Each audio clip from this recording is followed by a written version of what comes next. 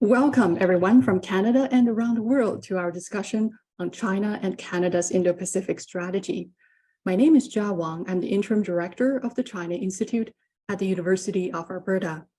The University of Alberta respectively acknowledges that we are situated on Treaty 6 territory, traditional lands of First Nations and Métis people. Our program will open with an overview of the Indo-Pacific strategy and policy implications for Canadian engagement with China, then a panel discussion to be followed by Q&A with our panelists. We encourage our audience members to submit your questions for the panelists using the Zoom Q&A function at the bottom of your screen. Last November, the Government of Canada released its much anticipated Indo-Pacific strategy. Some see the strategy as commitment to expanding engagement with the region and an effort to systematically counter China's influence. As one of the most consequential and vibrant regions to the global economy and increasingly global security, the Indo-Pacific is also essential to Canada's future. While many perceive the strategy as a call for diversification away from China, the world's second largest economy nonetheless looms large in the region. China remains the largest trading partner for most Indo-Pacific countries and is at the center of highly integrated supply chains and business networks. Managing the relationship with China also tops the foreign policy agenda for many nations in the area. Canada's further engagement in the region will also lead to more exposure and interaction with Chinese entities. Today, we will hear from 5 distinguished speakers with a wealth of knowledge and experience on the topic. In the interest of time, I won't go through their bios in detail. You could find them on our website. It is with great pleasure I would like to invite Daniel Holton, Director of the newly established Center for China Policy Research at Global Affairs Canada, to lead off our program. I couldn't think of a better person to give an overview of IPS and its implications to Canada's engagement with China. Dan had led the development and launch of the strategy as head of the Indo-Pacific Secretariat. He also had multiple postings in Asia, including to India and to China over the years, and has served in various roles at GAP headquarters. So pleased to have you, Dan. The floor is yours. Thank you so much, Dr. Wang. Merci beaucoup. Thank you for the invitation to join this important event, particularly so on the second day of May, which is in Canada Asian Heritage Month. So let me begin by acknowledging the critical role of the China Institute in fostering Canadian research and policy dialogue related to this critical set of issues.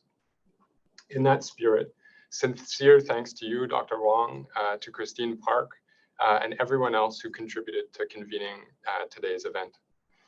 I would also like to pay my respects to the Anishinaabe Algonquin people, from whose ancestral and unceded territory I am appearing today in Ottawa.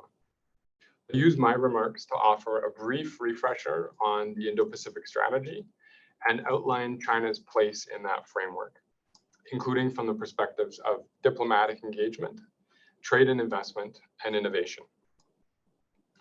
So on the Indo-Pacific strategy, the strategy is founded on the recognition stressed by both the Prime Minister and Foreign Minister Joly that virtually every question of importance to Canada and Canadians, be it national security, prosperity, human rights, climate change, biodiversity, and national security, just to name a few, these will be shaped fundamentally by Canada's engagement and our relationship with partners across the Indo-Pacific. In response, the Indo-Pacific strategy presents Canada's first ever government-wide comprehensive engagement plan for the region, a strategy supported by almost $2.3 billion in programs and initiatives spread across 17 federal departments and agencies. The strategy is built around 5 overarching objectives. The first one is promoting peace, security, and resilience. Making this the first objective was a very deliberate choice.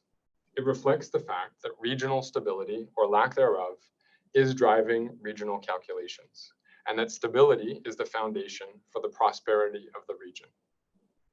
The second objective focuses on trade, investment, and supply chain resilience. By 2030, the region will be home to 2/3 of the global middle class. And by 2040, it will account for more than half the global economy, equivalent to more than twice the share of the United States. Seizing this strategic opportunity will be critical to Canada's long-term future prosperity and our economic security. The third objective builds on deep, long-standing ties between Canada and the region by investing in and connecting people. Almost a fifth of all new Canadians come from this region. Almost a fifth of all Canadians have family links to the Indo-Pacific, and no less than 60% of international students in Canada come from this region. Our rich people-to-people connections with the Indo-Pacific date back to the earliest days of Confederation, and they continue to enrich Canadian society and benefit the Canadian economy every day. The fourth objective recognizes that the Indo-Pacific's importance in the global fight against climate change by supporting the region's transition to a sustainable and green future. Climate change is a global challenge that requires global solutions. And with more than half of global emissions and continued fast-paced industrialization, the full engagement of our Indo-Pacific partners will be critical in combating climate change and preserving biodiversity. And the fifth objective, which really enables the implementation of the entire strategy, is positioning Canada as an active, engaged partner in the Indo-Pacific. In sum, the Indo-Pacific strategy represents a generational shift in Canadian foreign policy. We hope it sends a message that we are a reliable partner and that we are willing to make significant national investments in support of stability, development, and prosperity across the region.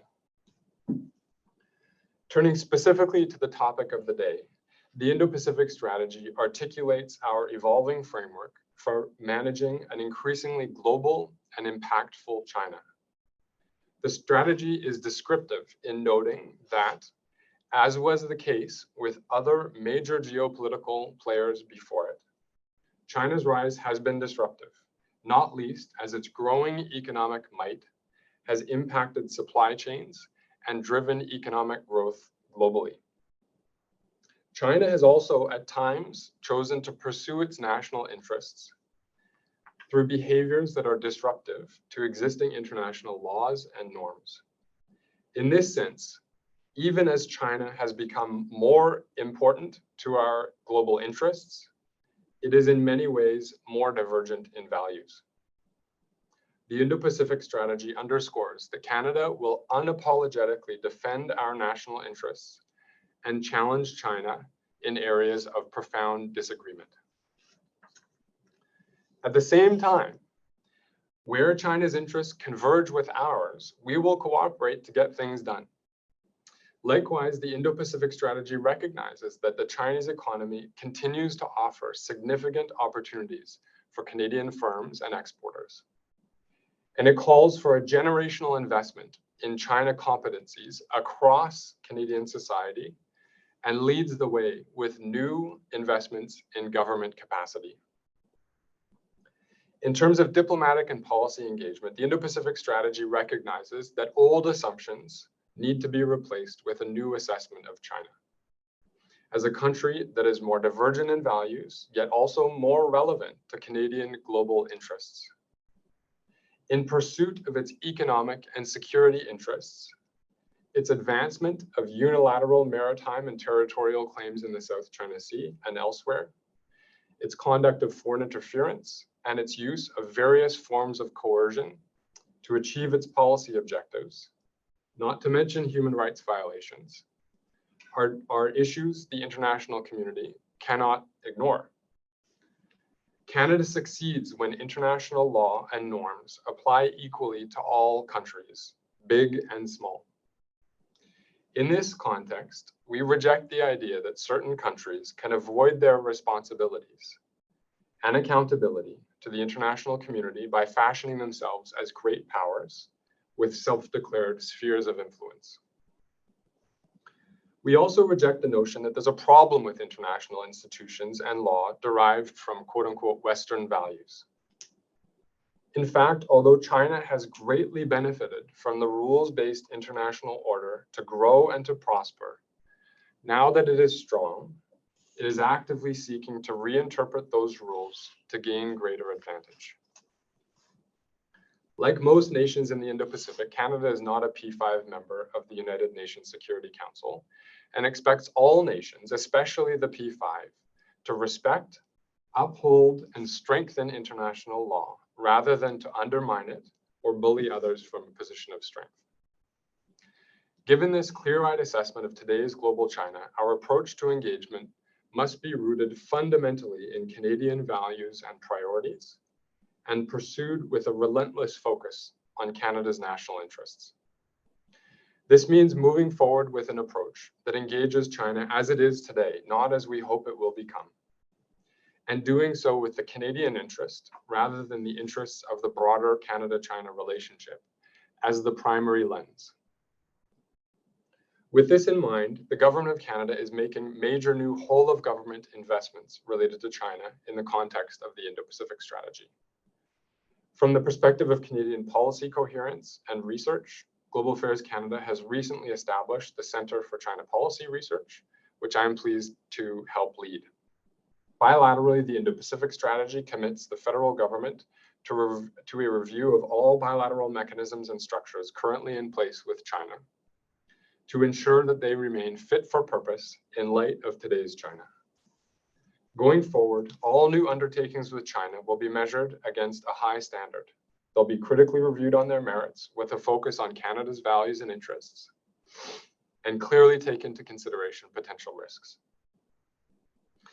A concrete example of this approach broadly being put into practice is the announcement by Minister Champagne that federal research granting councils will no longer fund potentially sensitive projects involving researchers affiliated with foreign state actors posing a threat to Canada's national security. Likewise, Canada will not shy away from challenging China when it engages in economic or other forms of coercion, ignores its human rights obligations, or undermines the national security interests of Canada and our partners. That said, the Indo-Pacific strategy is clear that Canada will continue to work with China where our interests align, particularly with respect to fundamental global challenges such as environment and climate change, global public health, and disarmament and non-proliferation. Our partnership with China as co-hosts of the COP15 Biodiversity Conference in Montreal at the end of last year was a clear example of this nuanced approach in action, demonstrating that we can work together to achieve common goals on major global issues. This approach to bilateral engagement is reinforced by parallel lines of effort domestically, multilaterally, and regionally. Canada is putting in place new measures to strengthen our domestic national economic security. We are pursuing opportunities to advance shared global interests through multilateral diplomacy where possible, even as we push back against behaviors that undermine international norms, such as arbitrary detention, economic coercion, and foreign interference. And we are comprehensively strengthening our regional engagement, as outlined in the Indo-Pacific strategy, to support a rules-based approach to fostering a peaceful, prosperous, and sustainable Indo-Pacific. We will also continue to actively pursue our dynamic and multifaceted engagement with Taiwan in a manner consistent with Canada's One China policy. In sum, this represents a comprehensive approach that is clear-eyed about the risks and challenges of engagement with China today, and that is fundamentally driven by Canadian interests and values. With respect to our trade and business community, the Indo-Pacific strategy recognizes that China's economy continues to offer significant opportunities for Canadian firms and exporters. Chinese consumers and the government of China continue to seek what Canada has to offer: healthy, high quality, and high trust consumer and lifestyle products, food and energy, technology, world-class services, and strategic commodities. Moreover, many Canadian firms active in China have invested significantly and over long periods of time to position themselves for success in the Chinese market. Canada will continue to benefit from supplying many of these goods and services. We can only do so, though, if we work to de-risk trade flows and address vulnerabilities. These include the risk of intellectual property theft, risks associated with economic coercion, and the risks around diversion of dual-use sensitive goods and technologies for military purposes. The Indo-Pacific strategy maintains Canada's commitment to increasing supply chain transparency and promoting responsible business conduct, to ensure that Canadian companies are not directly or indirectly sourcing products from entities implicated in forced labor, child labor, human trafficking, or other forms of human rights violations. In light of these risks, the Indo-Pacific strategy calls for Canadian firms to diversify their business within and beyond China. Indeed, it includes over $240 million in new initiatives dedicated to enhancing trade, investment, and supply chain resilience with the broader Indo-Pacific region. These initiatives will leverage Canada's robust trade policy agenda in the region, including a range of new FTAs and FIPAs, and the tremendous potential Canada enjoys in specific industries and sectors, including in agriculture and natural resources. Lastly, turning to research and innovation, the government remains committed to preserving an open science approach to research and welcomes international collaboration on science, technology, and innovation initiatives. However, if we are to fully capitalize on Canada's success, we need to ensure that we nurture the right partnerships and put in place the right measures and policies to safeguard our research ecosystem. With significant achievements in the areas of AI, quantum, biotechnology, 5G, genomics, and others, Canada faces risks related to foreign interference, espionage, and unwanted knowledge transfer. The research security challenges we face are real and serious. Some foreign governments are working hard to acquire Canada's most advanced technologies using illicit means if necessary. In response to these threats, the government has been developing new policies, including the National Security Guidelines for Research Partnerships, released in 2021, that aim to integrate national security considerations into the development, evaluation, and funding of research partnerships in certain vulnerable areas. As I noted earlier, Minister Champagne has also recently announced that Canada's federal research granting councils will no longer fund potentially sensitive projects involving researchers affiliated with foreign state actors, posing a threat to Canada's national security. To support diversification of Canada's research and innovation ties in the region, the Indo-Pacific strategy provides $65 million to strengthen science, technology, and innovation partnerships with key economies and partners, including Japan, South Korea, India, Singapore, and Taiwan. Targeted new investments under the strategy will also support stronger and more diversified research and innovation partnerships with partners across the Indo-Pacific region in priority sectors, including clean technology, agriculture and agri-food, and natural resources. In closing, today's discussion is a unique opportunity to draw on the experience and expertise of respected researchers in Canada and distinguished and experienced former Canadian diplomats. It is particularly important to continue convening for discussions like the one that Dr. Wong and the China Institute have organized today, because the Indo-Pacific strategy is still in the early days of its implementation. There is a great deal more thinking, planning, and acting ahead of us to maximize its benefit to Canada and to Canadians.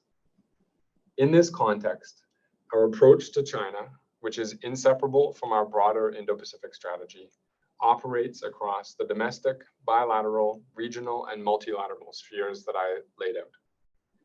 And to deliver on this approach, Canada is working actively to position Canada for long-term success by deepening our understanding of how China thinks, operates, and plans, and how it exerts influence in the region and around the world.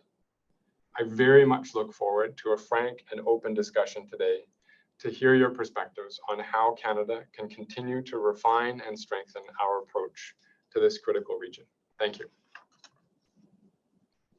Thank you very much, Daniel, for that very informative overview of the IPS and of the China engagement strategy within the frame of the IPS. So I just got a few questions for you, Sure. if you don't mind. The framing of China as an increasingly disruptive global power has been widely seen as setting a negative tone. So what is the thinking behind it? Is it really in the sense of, this disruptive, causing disruption and disorder to the world, or in the sense of perhaps shaking things up as a disruptor, or perhaps both? That's a great question, Dr. Wong. Thank you very much for that. So as I mentioned in my remarks, the description of China as disruptive is a descriptive one. There's no question that over the past several decades, like major powers that have risen before China, that rise has disrupted the previous status quo. And that includes in the areas of investment and capital flows, geopolitical dynamics, patterns of economic growth, the way that international assistance is conducted around the world, just to name a few. There's equally no denying that China's rise, as I said, enabled by the same international rules and norms that China now increasingly disregards in some cases, that China is seeking to reshape the international order into one that is more permissive to its interests and its values. All of that having been said, China's sheer size and influence means that cooperation is necessary on many of the biggest global issues that Canada prioritizes around the world, including environment and climate, biodiversity, public health, global public health, and non-disarmament and non-proliferation. And importantly, as I said in my remarks, we recognize, the government recognizes, and the Indo-Pacific strategy recognizes that Chinese market still represents an important market of opportunity for some Canadian firms and exporters. And that's really why, at base, Canada's approach is rooted in an approach to this relationship that is founded on Canada's values and the relentless pursuit of Canada's interests in the relationship. So as I said, in the areas of profound disagreement, we will not hesitate to challenge China.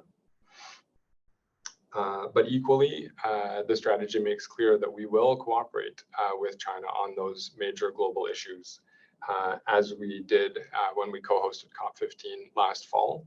And importantly, that the Trade Commissioner Service continues to operate broadly and with great effect across the China Mission Network, and is there to continue to provide support to Canadian firms that have longstanding investments or seek advice on opportunities associated with the Chinese market. Indeed, so striking a balance is still a very important element of the strategy. So you mentioned developing Chinese competency or China competencies is part of this IPS. So I was wondering, why is developing China competencies an important component of the Indo-Pacific strategy? And what is the government's plan to help build or perhaps expand China competencies across government departments and agencies, and also beyond, perhaps in business, in academia, and beyond? Are there additional resources will be made available to expand China competencies? Another great question, Dr. Wong, and one that's near and dear to my heart as someone that spent most of my career working on some combination of China and the broader region. And I think this goes back to really the fundamental framing of the Indo-Pacific strategy, which is that Increasingly, all the major policy issues of priority for Canada and for Canadians are directly impacted by this region, of which China is a major actor, and that includes national security, that includes our long-term economic security and prosperity, Canadian public health, democratic values, all those major issues that are profiled prominently in the Indo-Pacific strategy. And China's rise, as you noted and as I noted, is shaping the strategic outlook of every country in the Indo-Pacific region, including Canada's. And that's why in the Indo-Pacific strategy, the government committed to significant new investments to help Canada understand how China operates, functions, to understand China better, and ultimately to position Canada for success over the long term in the context of a increasingly influential and global China. At the highest level, the Indo-Pacific strategy, as I mentioned, commits about $2.3 billion across almost 20 government departments and agencies to address all of the 5 strategic objectives outlined in the strategy. And I hope that reflects and represents an important signal of the government's commitment to long-term serious augmentation of our engagement and our investments across the region, including with respect to China.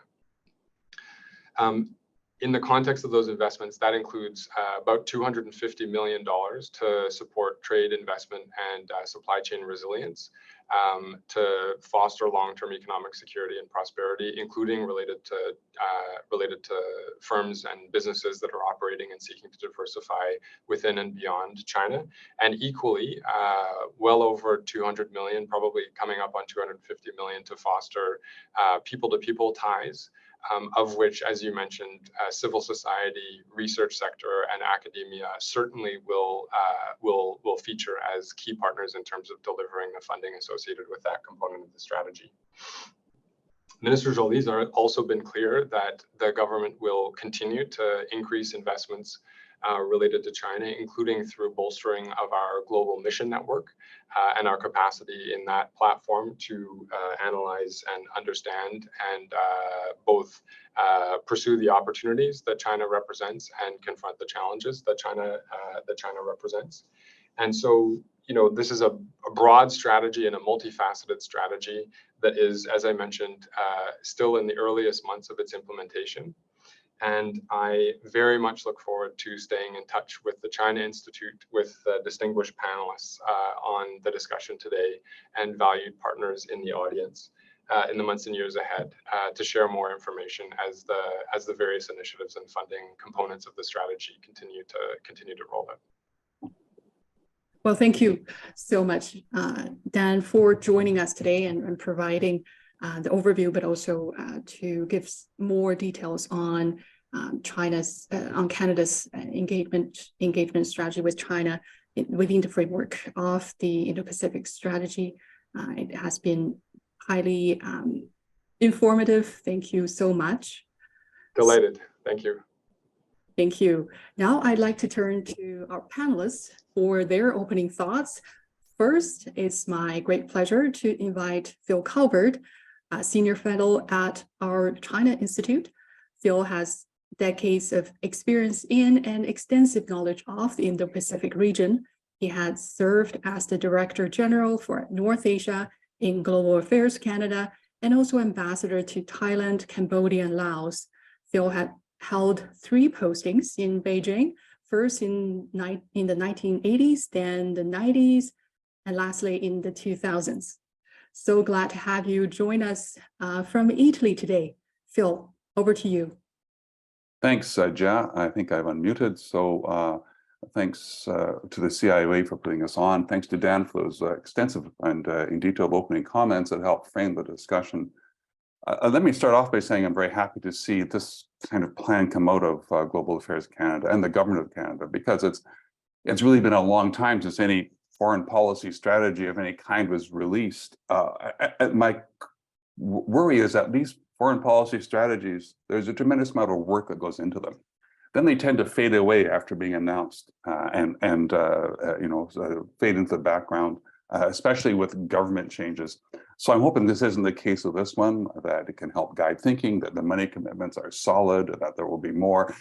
To me, it's a useful first step in attempting to reestablish Canada's influence and partnerships in the region.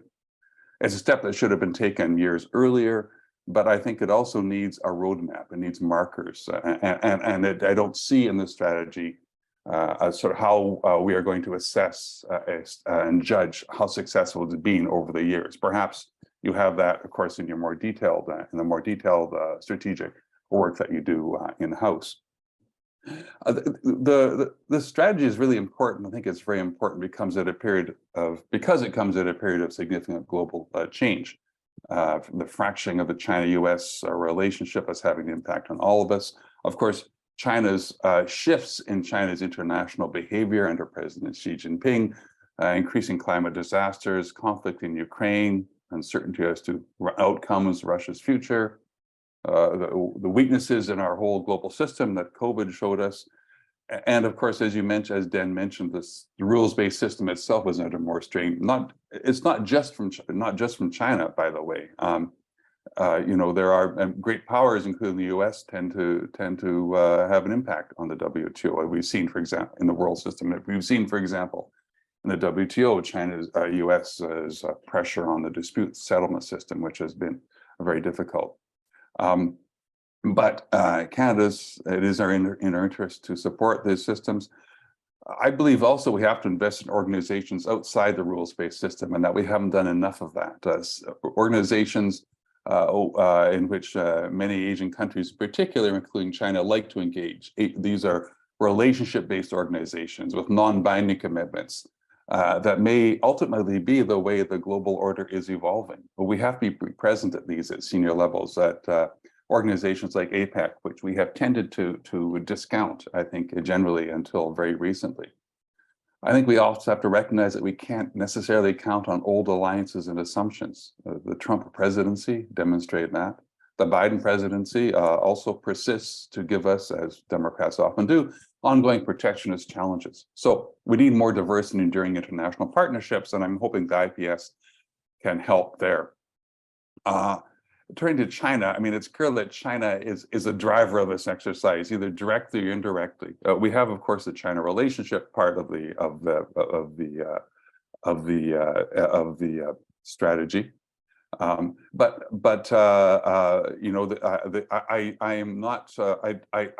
skeptical that the Global Affairs Canada or the Government of Canada suddenly had a revelation that the rest of Asia is important to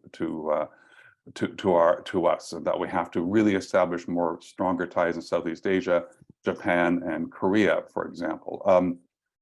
This is driven by the changes in China's behavior, by our relationship with China, the shifts that have happened over in the government's approach to China since 2015. And this is a common it's been a common thing for governments to shift their views on China, to come into power with a very strong view on China, and then to shift gradually to another strong view or more moderate approach. We seem to be in this cycle right now, but we're in a different global context, and that's what makes it different because of China's power and influence. So the challenge, though, is that with respect to, for example, Southeast Asia, when we tend to look at China's behavior as a driver of how we put together the entire Indo-Pacific strategy, we tend to take an instrumentalist approach to other regions. In Southeast Asia, we've been doing this since the 1950s, driven by more geopolitical reasons and not out of particular interest or capabilities of the countries itself. So I think we have to be careful that we really build these partnerships outside of China. I do think that the commitment to strengthen China competencies is very important. Putting more China experts into global affairs, into key Canadian embassies outside China. I would also add language capacity is an important part of this. And from my experience, language training of our diplomats has not been sufficient. It has tended now to be located mostly inside Canada, very little exposure outside Canada until you're posted. And China divisions are chronically understaffed, so people finish their language training and get pulled back into operational activities. I believe we really need to rethink this and have very stronger objective standards for how the language and Mandarin capacity and Chinese language, in other words, reading capacity of our diplomats. And that has to be part of this building of China capacity, as well as significant investment in education in the private sector to really build up the understanding of China. But on the bilateral relationship, I think there's there's a new tone, of course, to the IPS as the way it deals with China. That's not surprising for all the reasons that Dan mentioned. And what I think gives me a bit of a pause is this notion that we want to cooperate with China on. We agree to cooperate with China on certain global issues that are important to us. It sounds like a sound strategic approach, and perhaps it is, but it will require China's agreement as well. And although we have this, the one biodiversity protocol as an example that the government refers to frequently, if we really want to have a engagement with China on issues that are important to us, but at the same time being able to confront them on other issues, we need to manage that very carefully. And I'm not sure that that is yet sunk in at higher levels. And what I mean by that is, for example, in order to take this approach, it's going to require the support of China's senior leadership. President Xi Jinping in particular, if we want to send signals to the Chinese system that such cooperation on certain issues should be considered and supported, this needs, if we want to do it comprehensively, this needs to be something that comes from the top. And if we give, given the testy public interaction between the Xi Jinping and Prime Minister Trudeau at the last G20 meeting, this is going to take some work. So but we need to have a workable, not necessarily friendly relationship, but relations between the two leaders. We have to figure out what's in China's interest, not just what's in Canada's interest, but what is in China's interest and where do we overlap. So what's needed, I think, is a serious and comprehensive conversation between Trudeau and either Xi Jinping or certainly at least Premier Li Qiang, who would be, from a protocol point of view, Trudeau's counterpart. We're not in a place where we're going to go back. We probably never will go back to the backslapping banquets of earlier years, but a long meeting, a virtual meeting by Zoom, I think would be an important start. And I say this because over the last 20 years, I think our foreign policy leaders, shall we say, or governments have tended to not engage or to decide that they don't want to engage with governments they disagree with. We've seen this with Russia. We've seen this with Iran. And I fear that we're starting to see this with China, that we're not doing things at the very high levels. This has to happen. If we're going to advocate on human rights issues, that has to be done in frank discussions behind closed doors, as well as in public statements. There needs to be some thought given to concrete actions. I do agree working with like-minded partners is important, but we also have to have these serious discussions at the very top, and I'm hoping there's a strategy to do that. Finally, just to say that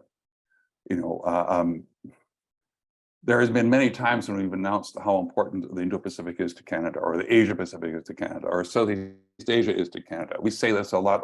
I'm an old guy, so I can say this. Over the last 30 or more years, there have been times when we've really focused on the region. We've said how important it is, and then we've lost interest.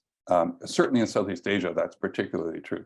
I hope we don't do this time. I hope this is a consistent policy that can transcend government changes in government. I'll leave that now and turn it over back to you, Jia. Well, thank you, Phil, for that very insightful remarks. And I'd now like to turn to Professor Sean Narayan.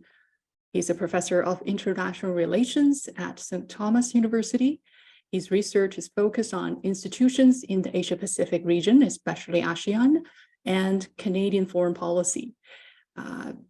Professor Narayan is a prolific author and has published 2 books and numerous articles. Professor Narayan, over to you. Thanks very much, Ajahn, and I appreciate being asked to participate in this. I've got my comments written out beside me, so I'm just going to look kind of weird as I read them. I've timed them for 8 minutes, which I've been told is what I've got. I'll try desperately to stay within that, and I probably should be able to. So I've been asked to discuss the perspective of the Association of Southeast Asian Nations, or ASEAN, and Asian countries on Canada's Indo-Pacific strategy. The subject of how Asia and Canada are dealing with China's rise requires considerable nuance. However, I only have 8 minutes, so I'm going to be blunt, for which I apologize in advance.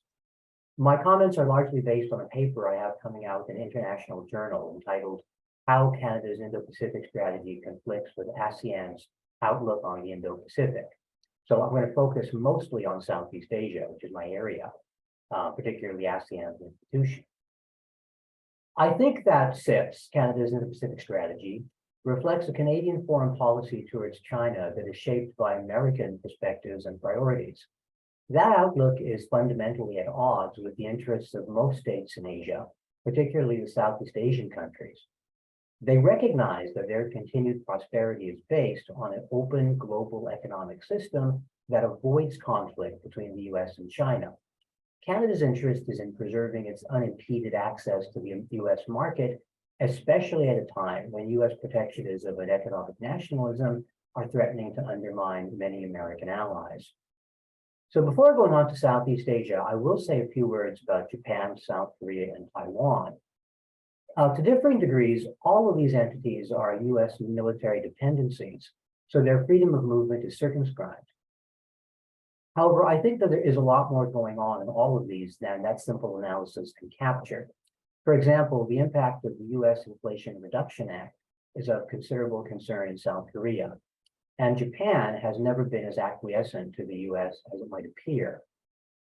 Moving on to ASEAN, the 10 states of ASEAN are among the most dynamic economies in the world and are a critical part of the shift of the world economy from the West to Asia. Collectively, ASEAN is expected to be the 4th largest economy in the world by 2030. Its populations are relatively young, and there is enormous room for growth in the middle classes. The ASEAN states are all focused on their domestic development, and China is busy building the digital infrastructure and providing the training that is driving the growth of the regional economy. Of the 10 ASEAN member states, only 2 do not have China as their #1 economic partner. Last year, China-ASEAN bilateral trade came to about $970 billion. Trade increased more than 15% in 2022, the first full year of the Regional Comprehensive Economic Partnership, or RCEP agreement. The rate of growth and economic integration will likely increase as states come out, or as China in particular comes out of COVID lockdown. And in March alone, China-ASEAN trade was up 34% for a total of $54 billion over the previous March. So that underlines the importance of China-ASEAN trade and their economic relationship. The ASEAN Outlook on the Indo-Pacific, or the AOIP, was issued in 2019, and it's a statement of ASEAN's collective desire to maintain a region that facilitates economic interaction with the entire world. It rejects the idea of zero-sum political conflict, and it advocates for states to abide by international law and the peaceful resolution of disputes. It also calls for ASEAN centrality, that is, ASEAN at the core of regional diplomacy in order to facilitate interactions. The ASEAN states do not want to be put in the position of having to choose between the United States and China. Southeast Asia is also a region that's dramatically affected by climate change, and this is an existential problem that can only be faced with great power cooperation. If the AOIP expresses the ASEAN ideal, it also masks the fact that Southeast Asian elites are divided over the issues facing the region. The State of Southeast Asia 2022 is the most recent attitudinal survey of regional elites put out by ICS, the Institute of Southeast Asian Studies. It shows that the United States enjoys considerable soft power and goodwill across ASEAN. By a considerable margin, ASEAN elites believe that China is the most important economic and security actor in the region, but they don't like this. They don't trust China. In general, they favor the US, though there is considerable doubt about American reliability.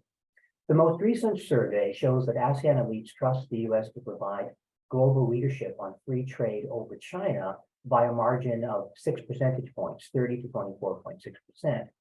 As the survey itself says, though, this is surprising given that the Biden administration has continued Trump's America First policies.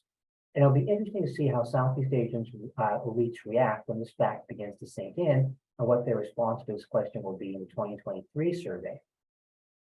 Only 5% of those who indicated they trust the US do so because they view their country's political culture and worldview as being compatible with the US, which is an interesting point that suggests their support of the Americans is largely instrumental. This uneasiness with China by ASEAN elites is not surprising. China has been pugnacious in the South China Sea, and most importantly, it is the superpower next door. The US is across the ocean. ASEAN states have done quite well under the existing world system, and they are status quo powers like Canada. Even so, they recognize that China must be accommodated within the evolving world system, and they want to balance China and the US against each other while avoiding conflict. As the US technological and economic war against China intensifies, however, this may prove impossible. One inescapable reality is that China will always be in the Indo-Pacific. The US may eventually leave, or its influence may be radically reduced. The rest of Asia has to live with China over the long term, and that fact has to shape how they calculate their interests. So where does all this leave Canada and its Indo-Pacific strategy? First, a word about Canada's regional image. Canada has been a major destination for immigrants from Asia for decades. Canada is widely liked, but it's also seen, especially in Southeast Asia after the Asian economic crisis of 97-99, as a fair weather friend. It's also seen as a vassal to the United States. The latter is not necessarily a problem if you come from a country that likes the US, but it doesn't project an image of strength and confidence. And I think CIPS, Canada's Indo-Pacific strategy, largely confirms this impression. CIPS is mostly a statement of Canada's loyalty to the United States. John Price of the University of Victoria has described it as Canada's effort to be an American sentinel state in the Indo-Pacific. CIPS pays lip service to ASEAN centrality, but it does not appear to consider at all the interests and perspectives of the ASEAN states. It seems more about raising the level of regional conflict, not reducing it. Prime Minister Trudeau and his ministers have been talking a lot in recent months about friendshoring and only doing certain kinds of business with countries that share our values. They emphasized the idea that the world is dividing between democracies and authoritarian states. In October 2022, Chrystia Freeland gave a speech where she declared that the liberal world economic order had failed because it did not succeed in turning China into a capitalist liberal democracy, so the entire system needed to be abandoned. Can't imagine that went over too well in Southeast Asia, if anyone paid attention. I think it's clear that Trudeau and his ministers are saying what they think the US wants to hear.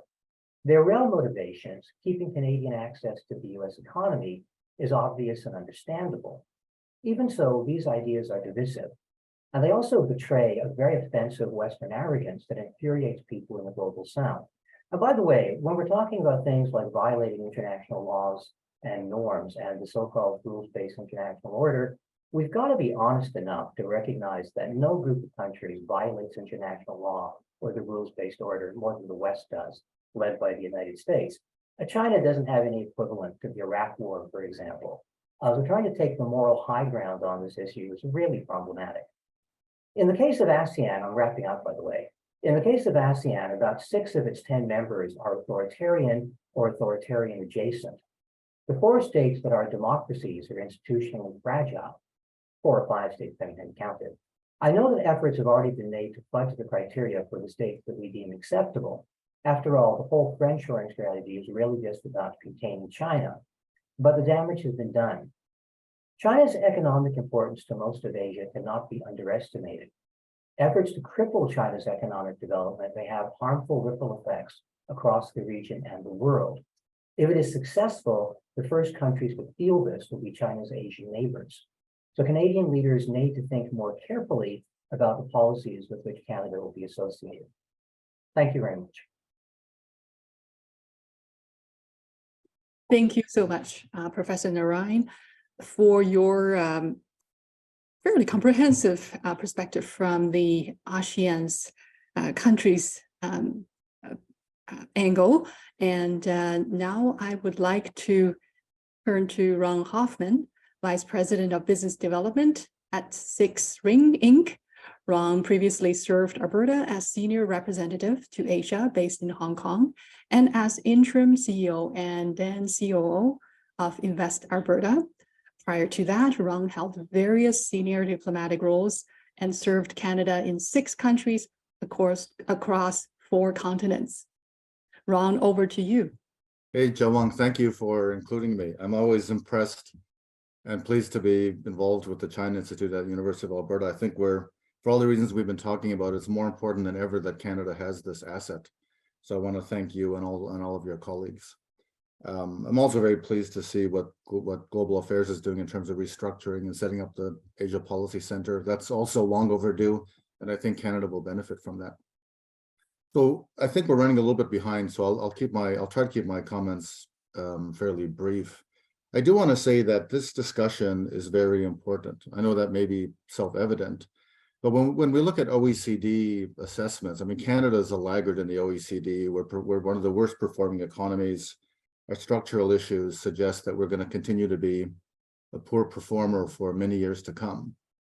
So in short, we cannot not capitalize on one of the fastest transforming regions in the world, namely Asia, for all the reasons that others have already stated, with the fast-growing middle class, more spending power, more globalization and openness and so forth. Now, the Asia-Pacific or the Indo-Pacific strategy is it's important to place it into context and why it's actually as important as it is. I mean, for those who spent many years in Asia, we probably have a sense or a perspective of how we're seen more so than people in Canada.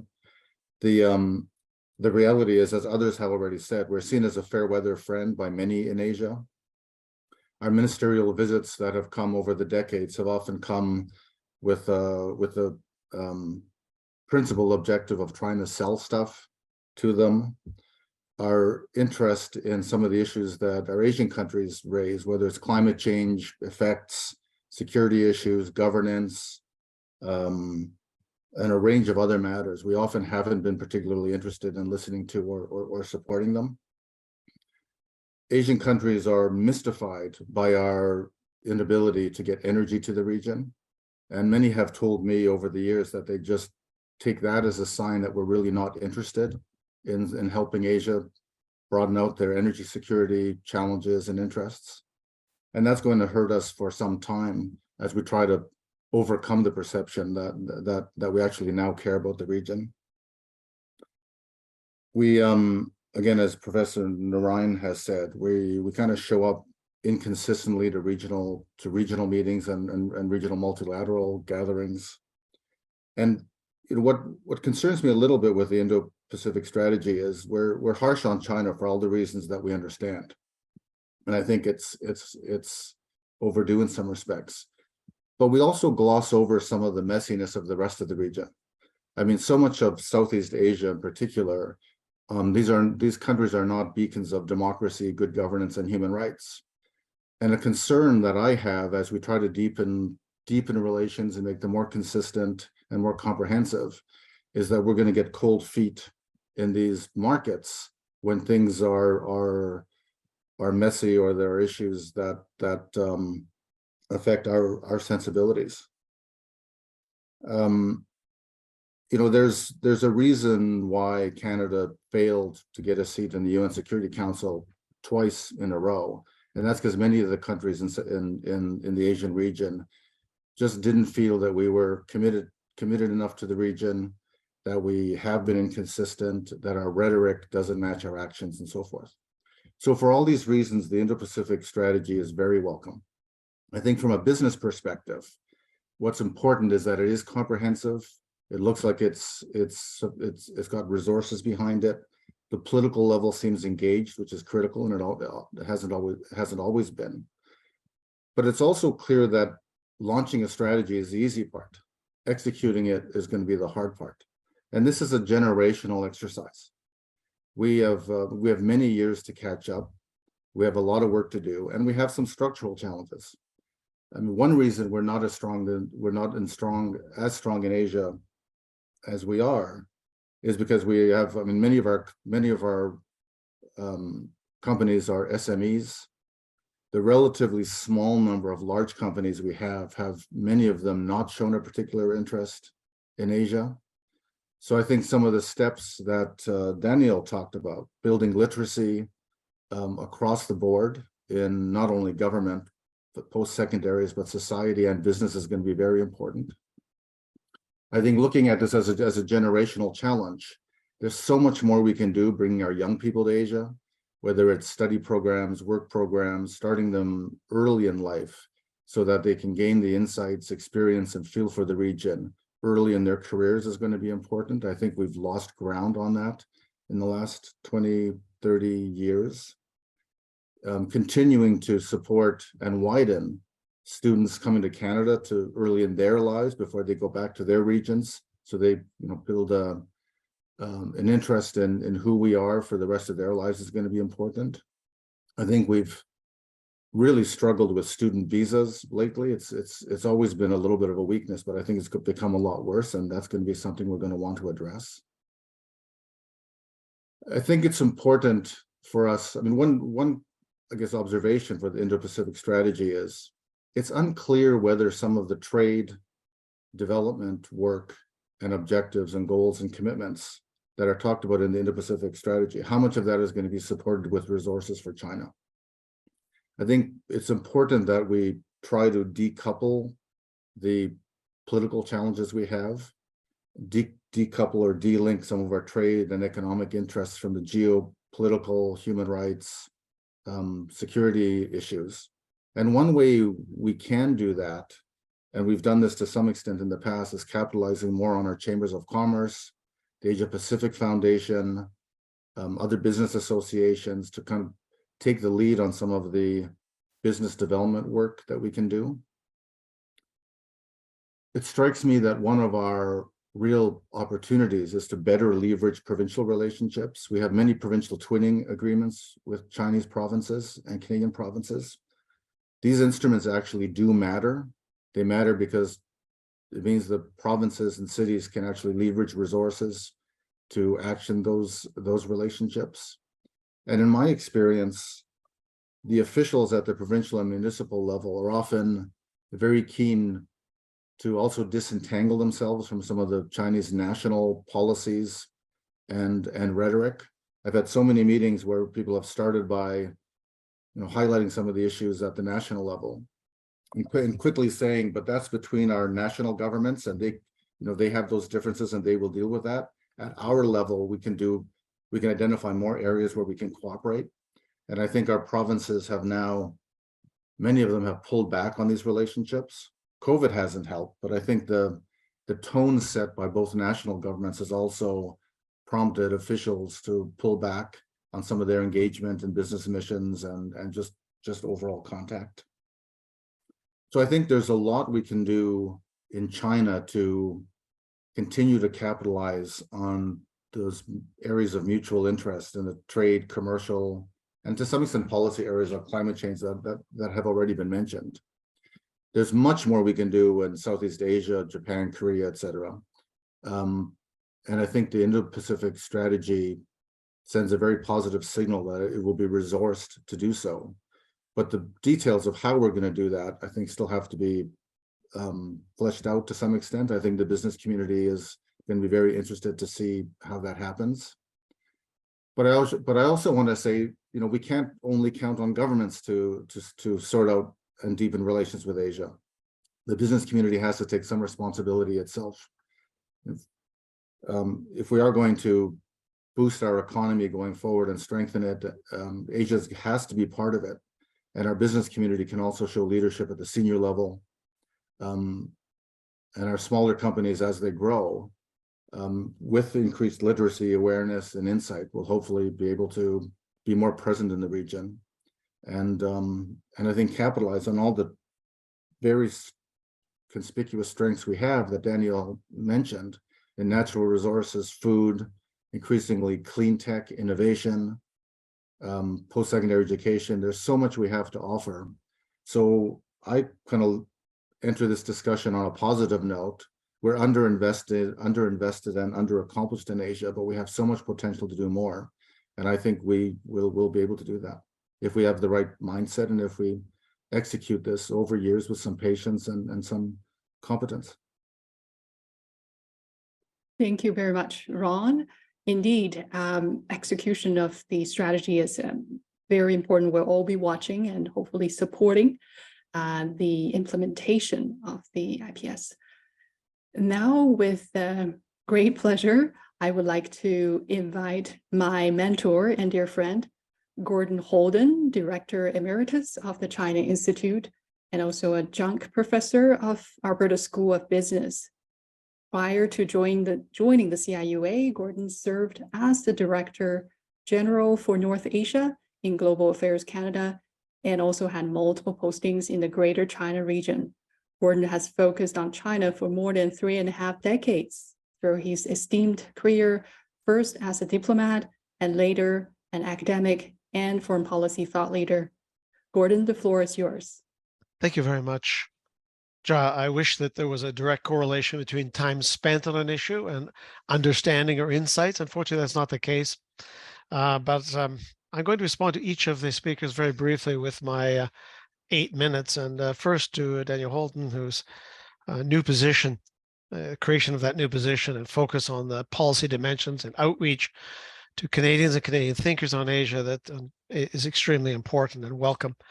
I don't think any of us, any of the panelists who've worked a long time on Asia will disagree with the need for government focus, government initiatives to increase understanding of the region, Asia competency, etc. Bringing the public along will not be quite as easy. However, I fear we still are, despite our very large and extremely productive Asian diasporas, we still are a society and an economy dominated by the United States and Europe. We could see the extraordinary response to war in Ukraine. That's quite understandable, but I've yet to see the same sustained interest in Asian affairs amongst the general public. In terms of China, I guess my broad comment would be, I don't disagree with the things that are in the strategy as much, but there are things that are missing. The shoe that hasn't dropped, perhaps, as one might say. China is there. I think there was this debate whether China should be there or not. Well, to me, that was the correct decision was made. China represents half of the Asian economy, and tiptoeing around the periphery of Asia without including China significantly in the discussion would have been a fatal mistake. The negativity dimension of China, this paper stands in sharp contrast with almost anything that had been published by the government of Canada in a substantive matter over the last 50 years, with the exception perhaps that period right after Tiananmen. And the issues, the significant and serious and troubling issues, be it the Uyghurs, Tibet, Hong Kong, are all there as they should be. However, it's also a political and a diplomatic document. I would note that issues that arise in other parts of the Indo-Pacific region are not either not mentioned or touched on very lightly. Yes, India is the world's largest democracy, but it's a very special sort of democracy, one that has problematic attitudes, in my view, and the view of many, vis-a-vis its huge Muslim minority. A complication as well for anyone who's worked on India-Canada relations is the fact that over a third of the Indian diaspora in Canada consists of Sikhs who have, and I live amongst them here in the Okanagan Valley, a very wary view of the Modi government, and even of the view of the Punjab within India. That is an issue that every high commissioner in Delhi has to wrestle with, and the same officials in Ottawa. That is missing. And of course, it doesn't really get into some of the really serious issues, such as Myanmar, and in terms of the problems that those pose in terms of human rights. And just to comment on this in general, I have noticed, and it's true in Canada, I think broadly in all parties, the emphasis in this 21st century, and particularly in this last decade, on values. And I can't imagine how you could have a foreign policy that didn't pay attention to values. It's who we are ultimately: democratic, open. These are things that we cherish. However, I would note that states, particularly other states, that don't have as favorable a geostrategic position as Canada, lodged beside a massive economy that is also our security protector, they also tend towards sometimes a rather more power realism perspective of the Earth, and that would include the United States as well. If I even look back on U.S.-China relations, there were periods when, particularly at the time of the Nixon, Mao, Kissinger's Zhou Enlai understanding, when there was an agreement, basically, we won't care about what you do inside your country. We're going to focus on our broad security interests and put the past behind us.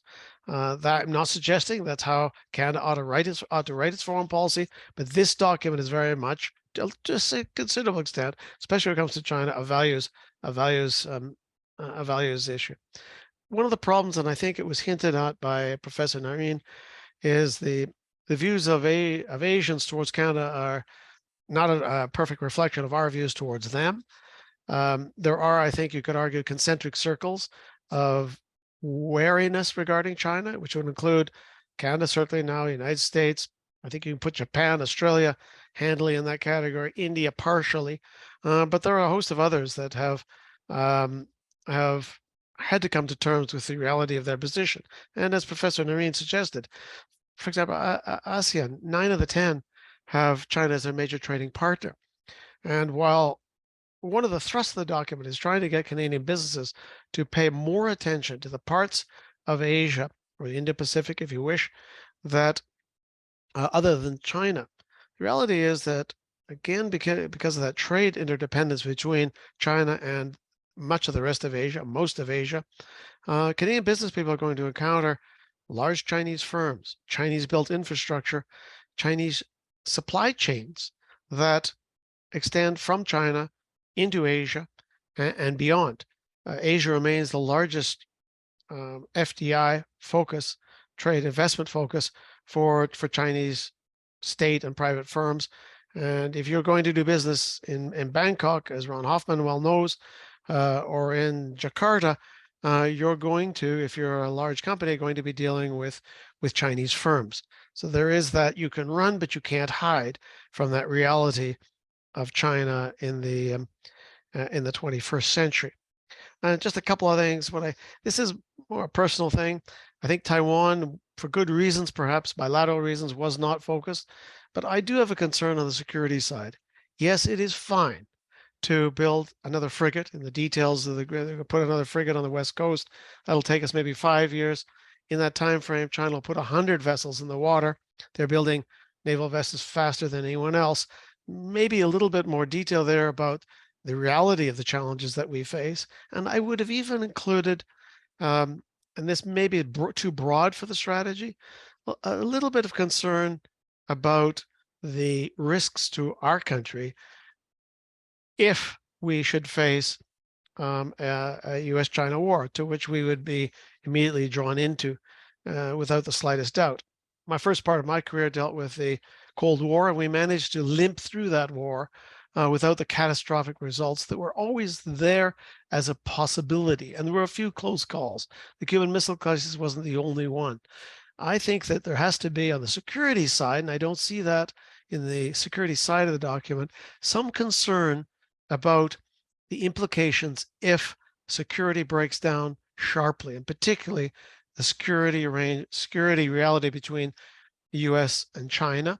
that sort of a conflict, if it were to come to that over Taiwan or any other issue, would be catastrophic with massive implications for the security of Canadians.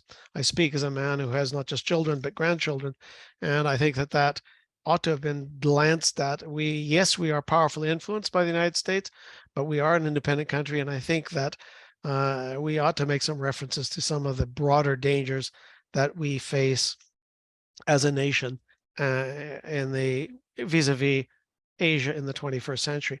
I'll stop there. I could go on, but I'm depriving the panelists from an opportunity to answer the questions. Back to you, please, Ja. Thank you, Gordon.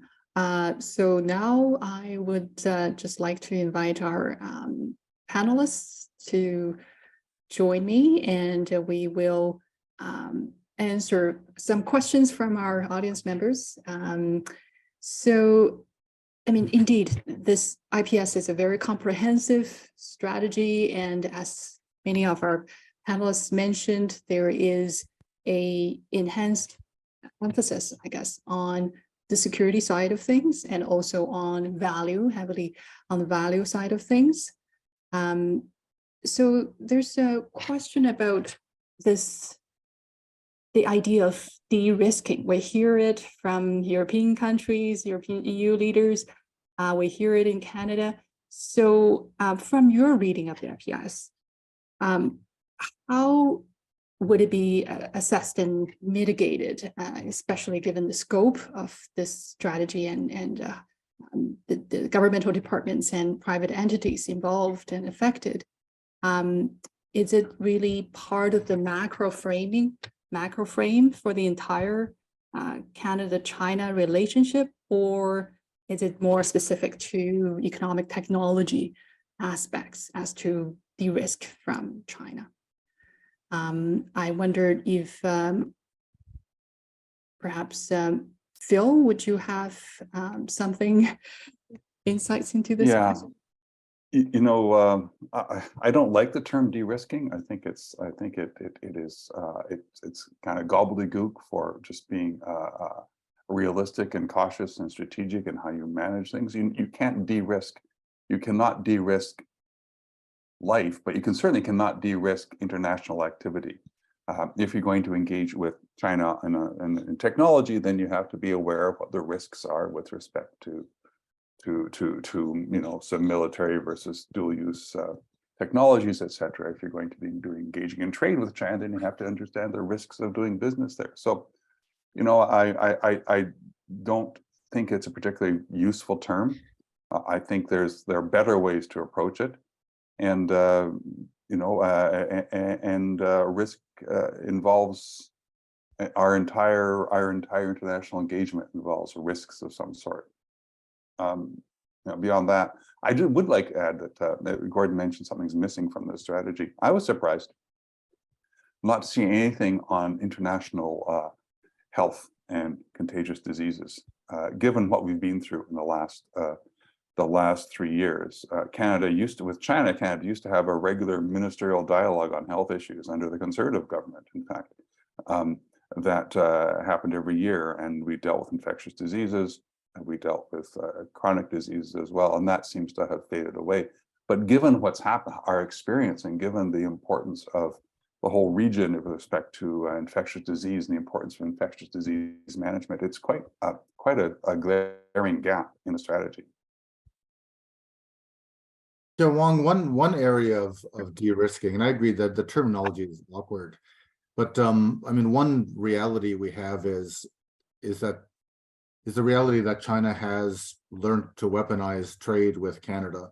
So when we have large surges in canola, beef, pork, or whatever it is, we do make ourselves vulnerable to administrative decisions to shut down the trade and harm Canadian interests, but also really affect the lives of a lot of people. And I mean, our trade from last February to this February has jumped 40% back to China. Canola now back to over $2 billion in trade. I look at that, and that does, you know, obviously it reflects the fact that China is such a large market and outsized compared to everybody else in the region. but it also highlights the need to diversify across Asia for many of these commodities. And that's something that's going to be hard to do until we build these relationships over many years and find new supply channels and new customers for some of these products. It's just it's going to be a vulnerability that stays for some time. And ultimately, diversification is something the private sector does. The government doesn't do diversification. Like the government doesn't do trade. I said we, isn't that terrible? I'm no longer we, but the government doesn't do trade. It doesn't do diversification. It's up to the private sector. Government is working, as it does in the IPS, to create certain environments, working on trade agreements, which they announce as being new, but of course these agreements have been negotiated for quite a while. But it's ultimately how rational decisions, we hope, by business people about risk and opportunity and long-term changes that upon which they make their decisions, and we hope the government can support it. The government's unrolling a number of trade programs that look remarkably similar to trade programs that I administered 20 years ago as a trade commissioner, and Team Canada visits as a new idea. I don't see a lot of sort of creativity there with respect to how they're going to manage the kind of this diversification agenda, which I think is a bit false. You're never going to have right now.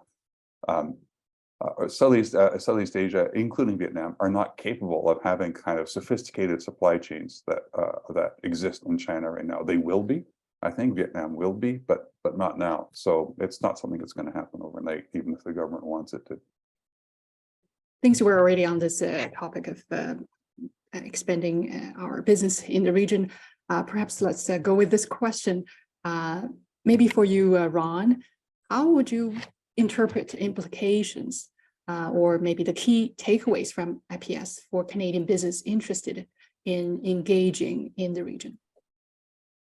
Look, I mean, on a macro level, the IPS, paints a picture which many of us have been trying to do for a long time, which is that, I mean, the Asian region represents the fastest and biggest transformation of the human condition in human history.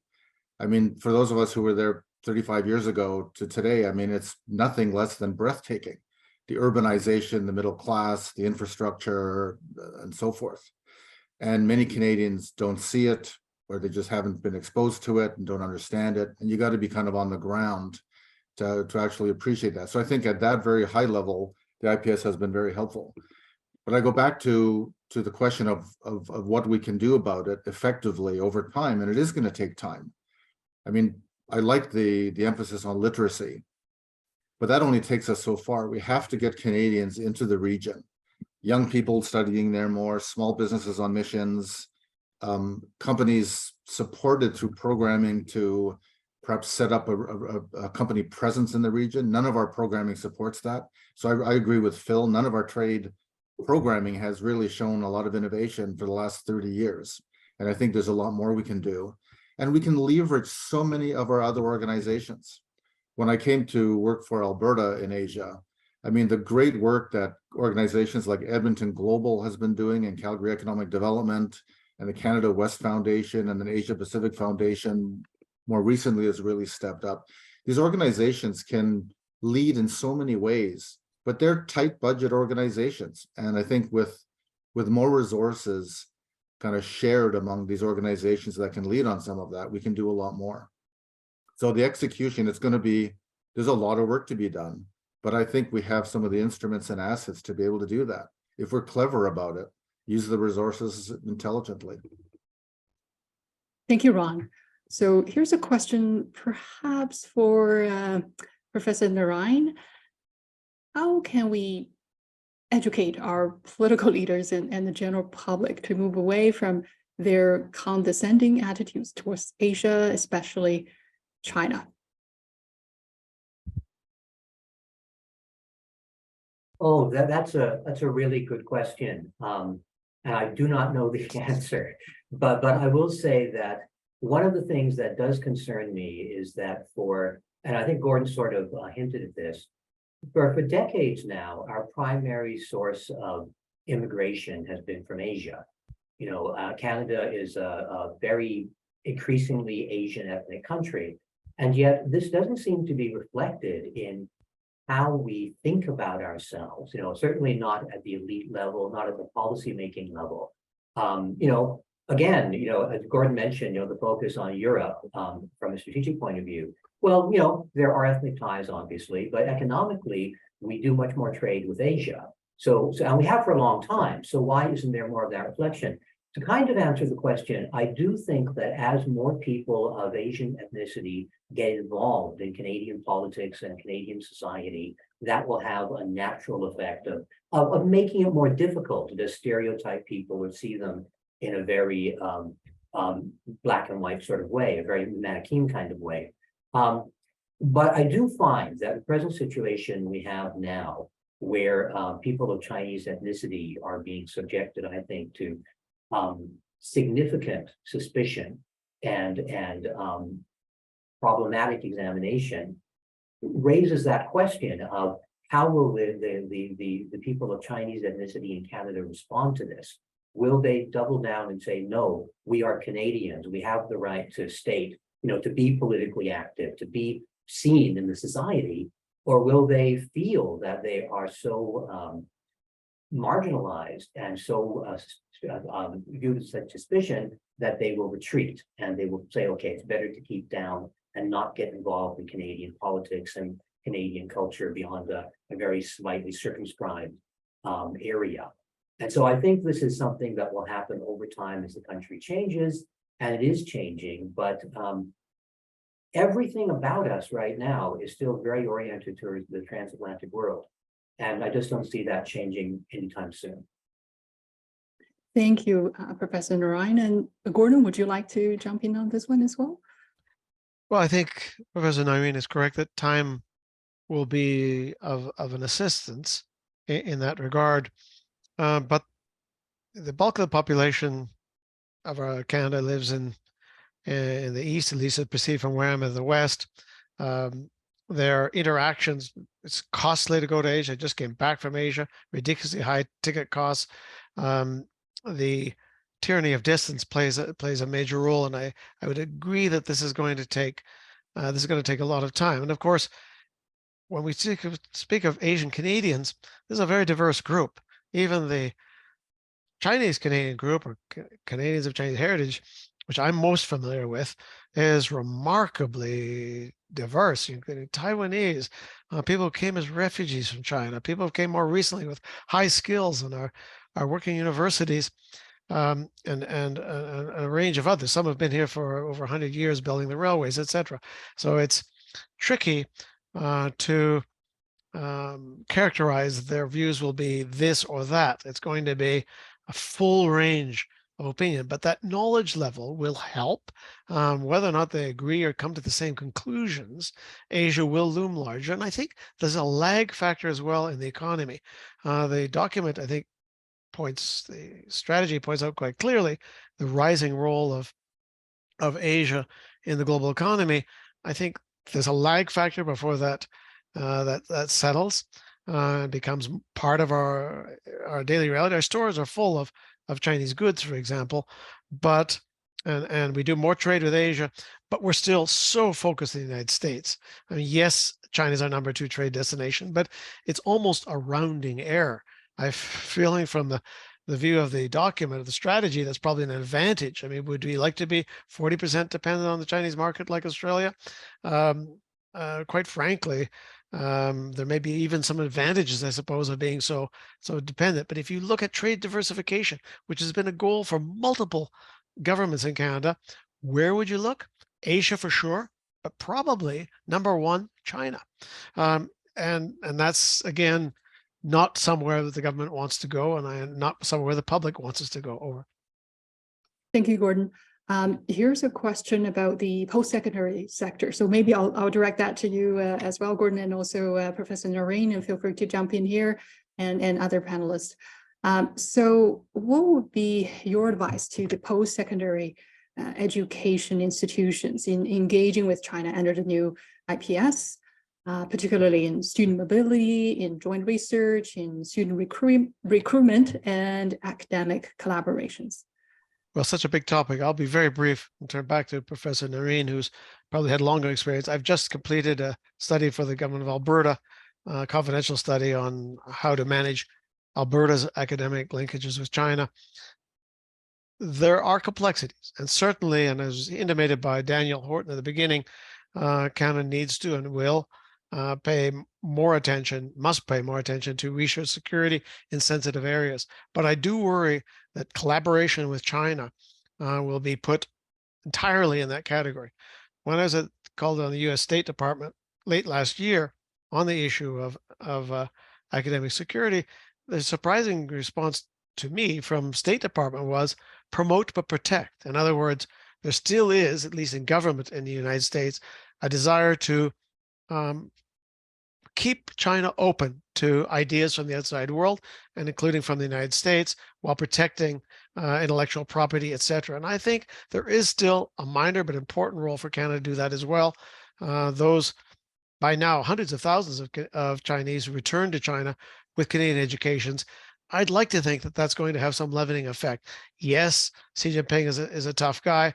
China's got a long history. I don't think we should be super negative or despairing, but where China might be in 10 or 20 years.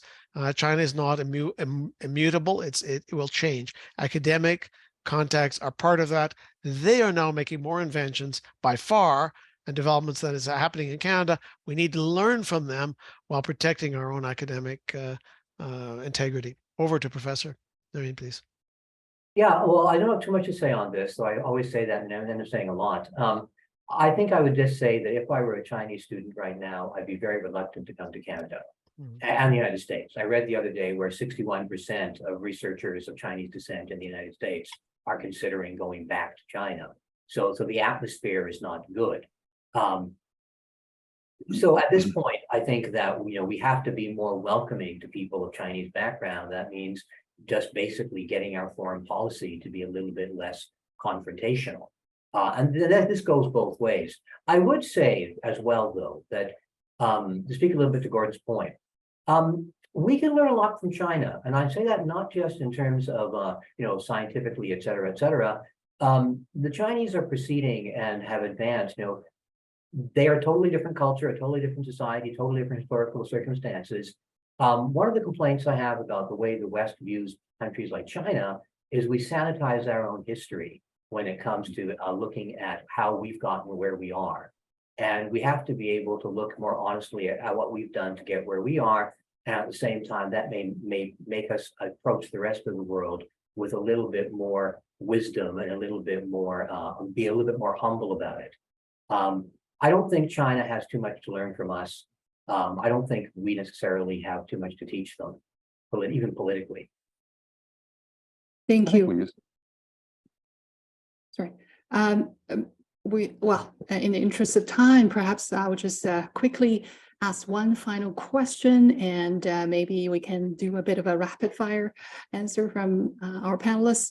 So a couple of questions came in asking a sort of a similar theme about implementation and also, of course, Canada's reputation, as many of you mentioned in your remarks, of being there, switching strategies, but also maybe not staying for the long term, not seen as staying for the region. So how maybe from your perspective as practitioners, former practitioners, but also academic and policy experts, how can we this time ensure there is systematic consistency of the implementation of the IPS, but also we are here to stay for good in the Indo-Pacific region? So perhaps I can invite Phil to go first. Okay, very briefly, there's always risk in this because governments change and governments have a different policy. We saw this over years. The best thing you can do is have a policy that is clearly explained, that clearly reflects the interests of the country, that avoids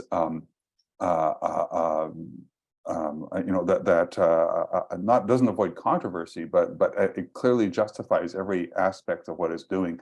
That is from a non-sort of political perspective, and one that is therefore acceptable to to sort of governments of either party or any party when they come into power. So it has to be logical and strong, and it has to have a long view. Ron, would you like to Just take that? rapid fire very quickly. Increase Asia literacy and personal experience, get more decision makers in business, government, civil society into the region to actually see and feel firsthand what's happening there, and kind of that'll help depoliticize it. Thank you. And Professor Narayan, would you like to? Yeah, I agree with everything that's been said. I also think Canada will stay engaged. We're not going to cut and run the way we did in the 90s, because we were in Southeast Asia because the economies were doing incredibly well. And the moment they collapsed, we just basically said, well, I guess there's not much for us there, and we left. Asia is where the world economy is going, and that's not going to change. So we will be there so long as we want to have economic relations with the most important economic part of the world. The question is, what do we do with those relations? And that's where I think I wish we had a little bit more light between us and the United States, in my view. And I also wish, I think if we found some way to tap into our Asian diasporas and actually engage people, Canadians of different backgrounds, as diplomats going to represent Canada, I think that would help a lot. Thank you. I'll give the final word to Gordon. Well, thank you. Just two quick words. One is addressing this really to Daniel Holton. The five of us have tossed barbs at the strategy, try to point out the things that aren't there. Things might have been done better, things that aren't new. But kudos to folks like yourself who've come up with a document and put it out there. The reality is it's going to be imperfect. You're never going to have a complete agreement on what ought to be there, but to put resources into a strategy and to put it out there for a comment was extremely important. And you can always adjust as you go forward. And the second, my last point is, Alex? We are a country which is more trade dependent than almost all, in fact. Our trade dependency, roughly 65% of our GDP generated by trade, about 24, if I recall correctly, the United States. China is somewhere in between, but much closer to the United States. So trade is absolutely of critical importance to us. And we're not the United States. We are close allies. We have much in common, but our interests are not identical. And I'm fearful now, and I think this is partly Phil's point, is where's the dialogue with China right now? I understand the political mess we're in. The two Michaels, interference is a new revelation every day, it seems. But where are the ministerial visits? Where are the high-level visits? Some of the others who are taking a tough line on China, the United States is still maintaining a dialogue in certain areas. But look at the Europeans, the Germans, the French, even the Aussies. We ought not to be complete laggards here. We have interests to serve, and we need to serve our own interests. And that means direct dialogue, sitting opposite our counterparts, Chinese and others, across the table. Over. Well said. Well, that is a truly fascinating discussion, and with so much expertise and rich perspectives. Thank you, our speakers, for sharing your experience, your knowledge, and your insights. I would like also to thank all the colleagues at the China Institute for help organizing this event.